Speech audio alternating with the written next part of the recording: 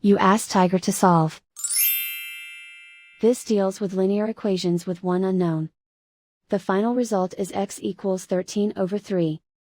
Let's solve it step by step. Group all x terms on the left side of the equation. Subtract 6x from both sides. Group like terms.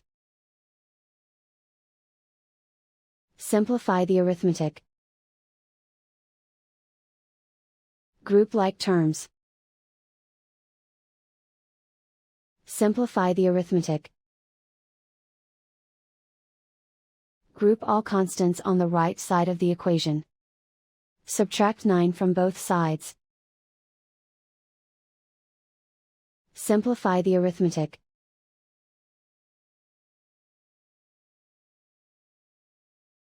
Isolate the x.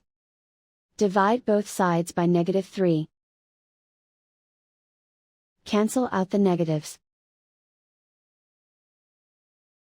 Simplify the fraction. Cancel out the negatives.